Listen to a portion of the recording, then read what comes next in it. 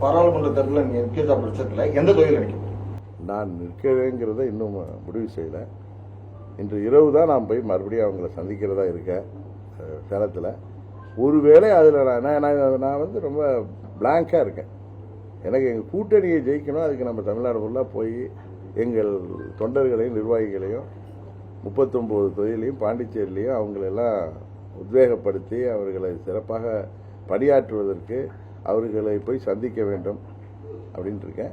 நான் நிற்பதை பற்றி இன்னும் உண்மையிலேயே முடிவெடுக்கிறது. எடுத்த உடனே பிறகு ஊடகம் மூலம் தானே நான் சொல்ல போகிறேன். இதில் ஒன்றும் ஹிடன் அஜெண்டா ஒன்றும் இல்லை.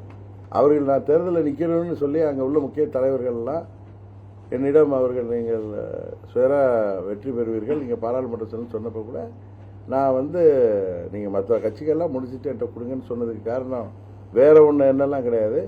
தமிழ்நாட்டிலேருந்து ஒரு சிறந்த கூட்டணி அமைத்து திமுகவை வீழ்த்தி இந்த துரோக சக்திகளையும் வீழ்த்தி தீய சக்திகளையும் துரோக சக்திகளையும் வீழ்த்தி ஒரு இந்த ஜனநாயக கூட்டணி ஒரு கௌரவமான எண்ணிக்கையில் பாரத பிரதமருக்கு பாராளுமன்ற உறுப்பினர்கள் உதவி சப்போர்ட் செஞ்சு அவர் பிரைம் மினிஸ்டர் ஆகணும். அதுக்கு அம்மா மக்கள் முன்னேற்ற கழகம் ஒரு அணிலை போல் செயலாற்றுன்னு 1 இயராக சொல்கிறேன். அது இப்போ வந்து அது நடைமுறைப்படுத்துவதற்காக நாங்கள் எல்லாம் கூட்டு முயற்சியில் ஈடுபட்டிருக்கோம். தமிழ்நாட்டில் பெரிய ஆளுமையாக இருந்த ஜெயலலிதா அவங்க கூட நீங்கள் தொடர்ந்து பயணிச்சிருக்கிறீங்க. அதாவது நோட்டாவையோட வாக்கு பாஜக வாங்குமா என்ற கேள்விகளையும் நீங்கள் எழுப்பியிருக்கிறீங்க. இப்போ நீங்கள் பாஜகவில் இணைஞ்சிருக்கிறீங்க. இது எப்படி சார் சாத்தியம்? இல்லை அவங்க வந்து ஆர்கே நகரில் நோட்டாவை விட கம்மியாக இருந்தாங்க. அப்போ சொல்கிற நோட்டாவை விட கம்மியாக இருக்காங்கன்னு யதார்த்தத்தை சொன்னேன். அதுக்கப்புறம் இப்போ சட்டமன்ற பொதுத் தேர்தலில் நான் எங்களால் கூட வெற்றி பெற முடியல. ஆனால் அவங்க 4 தொகுதியில் வெற்றி பெற்றிருக்காங்க. இப்போ அந்த கூற்று வந்து இல்லை. தமிழ்நாட்டு மக்கள் அவர்களை ஏற்றுக்கொள்ள ஆரம்பித்து விட்டார்கள்.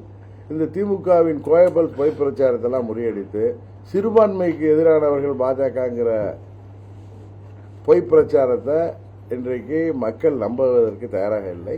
இந்த முறை தேர்தலில் பாருங்க, சிறுபான்மை மக்கள் குறிப்பாக இஸ்லாமிய சொந்தங்களின் ஆதரவோடு தமிழ்நாட்டில் என்டிஏ கூட்டணி சிறப்பான வெற்றி பெற்று பிரதமருக்கு கௌரவம் சேர்க்குங்கிறது தான் எங்களுடைய நம்பிக்கை. தொண்டர்கள் இரட்டை இலைக்கு வாக்களிச்சாங்க, அடுத்து குக்கர் சின்னத்துக்கு வாக்களிச்சாங்க. இப்ப தாமரைக்கு நீங்க போயிருக்கிறதால உங்க தொண்டர்கள் அந்த பிஜேபி நீங்க போனதை ஏத்துக்கிட்டாங்களா? தாமரைக்கு நான் போயிருக்கேன். நீங்க தாமரைக்கு ஆதரவு கொடுத்துருக்கீங்க இல்லீங்களா?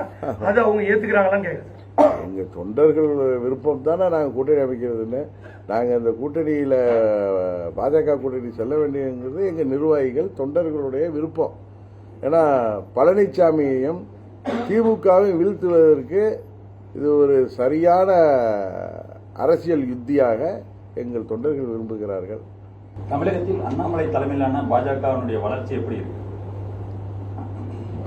திரு அண்ணாமலை அவர்கள் என்னோடு கடந்த 3-4 மாதங்களாக பழகி கொண்டிருக்கிறார். அவர் வந்து என் மண் என் நாடு என் மக்கள்ங்கிற பயணம் தமிழ்நாடு முழுவா போறதை பார்க்கிறோம். நல்ல கடினமாக உழைக்கிறார். உறுதியாக பாரதிய ஜனதா கட்சி தமிழ்நாட்டில் வளர்ந்திருக்கு. திரு மோடி அவர்களின் பிரதமர் மோடி அவர்களின் சாதனைகளாலும் அண்ணாமலை போன்ற நிர்வாகிகளின் உழைப்பாலும் அந்த கட்சி உயர்ந்திருக்கு. இந்த தேர்தலில் அது வெளிப்படும். பாருங்க, உங்களுடைய பிரச்சார பயணம் என்றிலிருந்து துவங்கப்படுது? விரைவில் முடிவு செய்து சொல்றேன். செய்திகளை உடனுக்குடனும் துல்லியமாகவும் தெரிந்து கொள்ள சப்ஸ்கிரைப் பண்ணுங்க.